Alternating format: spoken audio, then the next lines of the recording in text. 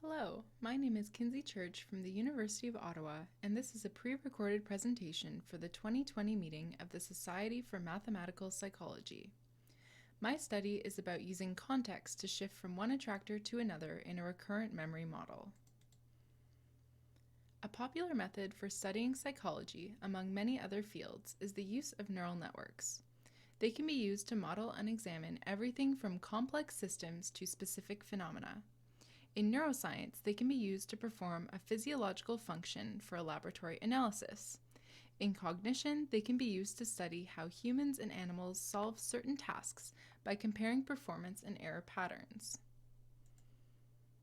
The standard multi-layer neural network, pictured on the left, is comprised of an input layer where the nodes or neurons pass information to the next layer. Each of these connections has an assigned weight value that is updated during the learning phase. Next, there are one or more hidden layers of nodes, and finally, an output layer where the responses are given. In order to learn, stimuli enter the neural network, where the weights are usually initialized randomly. In this case, the network is being trained to output a B when presented with one, an auto-associative memory. When given a B, it will attempt to recreate it, then compare the output with the correct response, using some sort of error measurement to give feedback to the network in order to update the weights. After the training epochs are complete, it is able to output the desired response.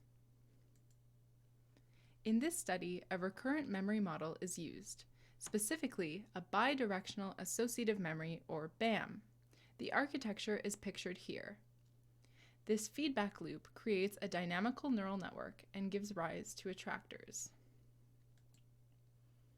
There are many different types of attractors, including point attractors, which lead to a single, stable point. Line attractors are very similar to point attractors, but instead of a finite number of points, they lead to an infinite line of points. If you increase the dimensionality of a line attractor to include infinite points on an entire plane, it's called a plane attractor. And if you connect the ends of the line together, it's referred to as a ring attractor. Cyclic attractors are similar to ring attractors, but have a finite amount of points. Finally, chaotic attractors, also known as strange attractors, still have a stable path that is continuously traversed, but they can be non-repeating. There are many different types of chaotic attractors, such as the famous Lorentz attractor. Point attractors are well known in neuroscience. They can be used to represent many things from associative memories to grid cells. Line attractors have been used in neuroscience and biology to model some phenomena, such as how we stabilize our eye position. And chaotic attractors have been used to represent larger psychological processes, such as a model of bipolar disorder that accounts for the clinical features of the disorder and attempts to describe fluctuations in behavior. The problem arises when a neural network must generate different outputs for the same input. In artificial neural networks, if a given input is sent to the network, it will always give the same associated output.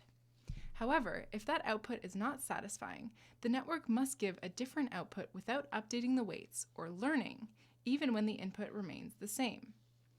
This can be viewed as a one-to-many problem, where one input is associated with several different outputs.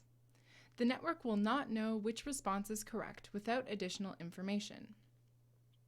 One strategy to approach this problem without updating the learning at each trial is by switching between different types of attractors. This has been accomplished before by setting arbitrary parameters to switch from chaotic to cyclic to fixed point attractors. However, instead of changing parameters arbitrarily, we propose a more biologically plausible strategy with less involvement from the researcher. Context has been used in a previous study to help distinguish between highly correlated patterns in a BAM. We propose leveraging this idea of context to switch from cyclic to point attractors. To determine which context and pattern are important, an environmental unit is used. This can be viewed as the environment changing and providing feedback or reinforcement to an organism when they solve a problem. Using this environmental unit, the desired response in the specified context is compared with the output at each iteration during recall. When the desired response has been reached, the context is changed, causing the network to switch attractors and therefore allowing the BAM to correctly stabilize on the desired output. By using context, information given by the environment can be used in order to differentiate between the stimuli associated with themselves, a point attractor, and the next pattern in the series, a cyclic attractor. This is similar to how humans and animals use context in order to make decisions. We hypothesize that this solution will work for all different kinds of attractors, such as cyclic, point, and chaotic. The series used in this study were comprised of 7x7 black and white alphanumeric patterns and a 7x7 appended context. We tested 1, 2, and 3 independent time series, respectively. The patterns being learned by the BAM are the letters. These patterns can represent many different things, from behaviors to simple motor output, from visual input to neurons firing. The numbers represent the context, with each time series having its own contextual tag. This time series is a cyclic attractor because the last pattern in the series, I, is associated back to the first pattern in the series, A, creating a loop. When the BAM is trained with this series and presented with the first pattern, it will continue to cycle through until stopped. In addition to the series of patterns learned, each pattern is also learned separately, associated with itself, making each pattern a point attractor. This can be seen as how we learn certain objects, ideas, or events individually and are able to group them into different concepts and categories or apply them to solve different problems. Both the cyclic and point attractors are learned in the BAM prior to the recall trials taking place.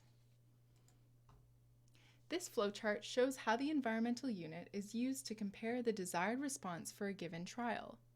In this example, C in the first time series is chosen as the desired response and is stored in the environmental unit. To begin the trial, the first pattern in the series, 1, is given to the BAM, which will then output the next pattern in the series, A. This pattern is compared with the desired response in the environmental unit. Since they do not match, the environment doesn't do anything, and the output is fed back into the BAM, which then outputs the next pattern in the series, B. This continues until there is a match, meaning the BAM has given the correct response. When this happens, the environment changes and sends back this pattern associated with itself, which has been learned as a separate point attractor in the BAM. This causes the BAM to stabilize on the desired response, switching from a cyclic to a point attractor. Here are the results for a random trial from each series. The mean squared error shows the learning converging successfully for all 3 series. For series 1, H was chosen as the desired response, and once it outputs H, the network was successfully able to stabilize on it. For series 2, I was chosen from the second series, and it was successfully able to stabilize as well. Finally, for series 3, C in the first time series was chosen as the desired response, and it was also able to successfully stabilize once giving the output of C. This experimental design provides an effective solution to the one-to-many problem and allows for the BAM to stabilize on the desired response, regardless of the length of the series or level of correlation between stimuli. In conclusion, an effective strategy was found to switch between attractors in a dynamic recurrent memory model. By using context to differentiate between patterns and an environmental unit to compare and give feedback to the network, it is able to give different outputs when presented the same input, without updating the weighted connections or learning anything new. This provides a possible solution to the one-to-many problem. This strategy is also hypothesized to work with other types of attractors. As the use of attractors is so prevalent in neuroscience and cognition, this strategy may be useful for expanding current models. For an example of how this technique can be applied, Please see the paper Using a Bidirectional Associative Memory and Feature Extraction to Model Nonlinear Exploitation Problems, published in ICCM this year. Thank you for your time and for your interest.